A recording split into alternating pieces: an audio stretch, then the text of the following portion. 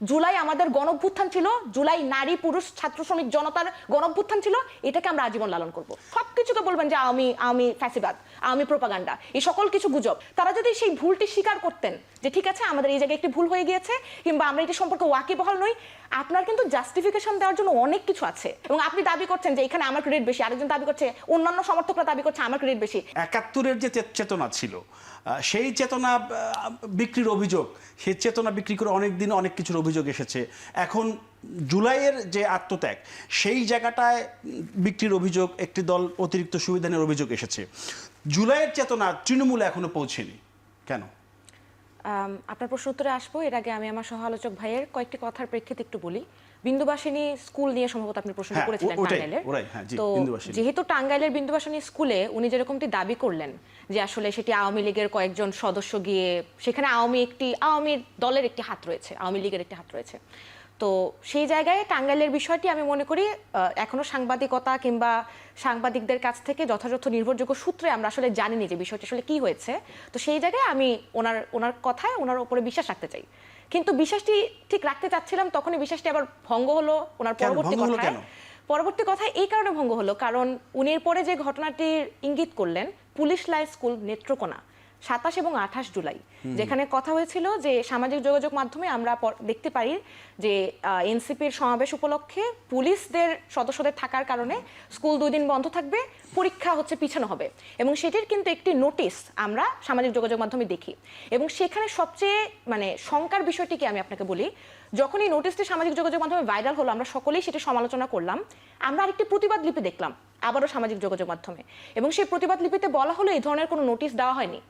এখন আপনি এই যে পোস্ট ট্রুথ ন্যারেটিভ, আপনি কোন জিনিসটি বিশ্বাস করবেন? একজন সাধারণ সচেতন নাগরিক হিসেবে যিনি আপনি সোশ্যাল মিডিয়া চালাতে পারেন, আমি সুন্দর মতো পুলিশ লাইন স্কুল নেত্রকোনায় গিয়েছি, ওই পেজটায় গিয়েছি, ওই পেজটা থেকেই কিন্তু আগের নোটিশটি দেওয়া হয়েছিল। এবং প্রতিবাদ লিপিটি যে দেওয়া হয়, সেই প্রতিবাদ লিপিতে যে অধ্যক্ষের যে সাইন, প্রিন্সিপালের যে সাইন, সেই সাইনটি কিন্তু সেই আগের যে নোটিশটি, স্কুল বন্ধ থাকার পরীক্ষা পিছানোর নোটিশটি, এবং সেই নোটিশের পাশাপাশি ২০২৪ সালের সকল নোটিশ, অর্থাৎ উনি প্রিন্সিপাল হিসেবে অথবা অধ্যক্ষ হিসেবে দায়িত্বে আসার পরে ওনার যে সাইন, সেই সাইনের সাথে প্রতিবাদ লিপির সাইন কিন্তু মিলে না। অর্থাৎ শঙ্কার বিষয়টি এই যে আপনার জনগণকে বোঝাতে হবে যে সেটি একটি প্রোপাগান্ডা ছিল, আপনার জনগণকে বোঝাতে হবে যে এই নোটিশটি আসলে স্কুল থেকে দেওয়া হয়নি। জনগণকে খুব বোকা আসছি যে এটা বোঝাতে হবে যে আসলে এই নোটিশটি দেওয়া হয়নি স্কুল থেকে, সেই কারণে আপনি সাইনটি পরিবর্তন করে দিলেন এবং আপনি জনগণকে এক্সপেক্ট করলেন যে আমরা কেউ সেই ফেসবুক পেজে গিয়ে কিংবা আমাদের কারো সেই পুলিশ লাইন স্কুল নেত্রকোনার কোনো আত্মীয় স্বজন থাকবে না যে আমরা অধ্যক্ষের সাইনটি চিনতে পারবো যে আচ্ছা গত 2 মাস আগে ওনার সাইনটি মিলিয়ে দেখি। তো উনি কিন্তু এটি দাবি করলেন, আবারও তিনি অন এয়ার এটি দাবি করলেন যে সেটি আসলে একটা আওয়ামী প্রোপাগান্ডা ছিল। এটি কিন্তু আওয়ামী প্রোপাগান্ডা ছিল না। আমি এখন ঠিক একের সাথে কানেক্ট করব যে আগে আমি এটি বলছিলাম যে আমাদের মধ্যে এই যে বিকল্প হতে গিয়ে আবারও সেই পুরনো কাঠামোতে চলে যাওয়ার মানসিকতা আমাদের মধ্যে তৈরি হচ্ছে কিনা, এটার কারণটি কি? এই যে দায় না নেওয়ার মানসিকতা, আমি এটি বারবার বলছি, কোনো অ্যাকাউন্টেবিলিটি নাই। আজকে যদি এনসিপির নেতৃবৃন্দ, তারা আমাদের মিছিলের সাথে হাঁটা মানুষ, তারা আমাদের গণঅভ্যুত্থানের পাশে হাঁটা মানুষ, তারা যদি সেই ভুলটি স্বীকার করতেন যে ঠিক আছে আমাদের এই জায়গায় একটি ভুল হয়ে গিয়েছে কিংবা আমরা এটি সম্পর্কে ওয়াকিবহাল নই, আপনার কিন্তু জাস্টিফিকেশন দেওয়ার জন্য অনেক কিছু আছে। জাস্টিফিকেশনের কোনো অভাব নাই রাজনৈতিক দলগুলোর বাংলাদেশে, কিন্তু সেই জাস্টিফিকেশনের জন্য আপনি এরকম লেম একটি বিষয়কে চুজ করবেন এবং তারপরে আপনি যা কিছু হয়ে যাক না কেন আপনি সবকিছুকে বলবেন যে আমি ফ্যাসিবাদ, আমি প্রোপাগান্ডা, এই সকল কিছু গুজব। তাহলে কিন্তু মানুষ এই যে আমরা কিন্তু ওনাদের উপরে ভরসা রাখতে চাই, ওনারা আমাদের এই যে বললাম ওনাদের প্রতি কিন্তু বায়াসনেস আমাদের কাজ করে, কেননা ওনারা আমাদের সাথে একই সাথে মিছিলে হাঁটা মানুষ।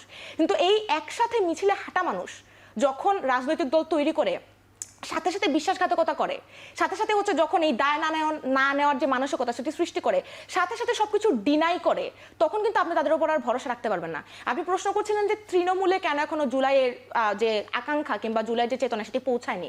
এরও আগে প্রশ্ন করেছিলেন যে চেতনার ক্রেডিট নিয়ে কি হচ্ছে। আমরা যারা আজকে সোশ্যাল মিডিয়া চালাই, ফেসবুক চালাই, আমরা সবাই দেখছি যে জুলাইয়ের ক্রেডিট নিয়ে কি হচ্ছে।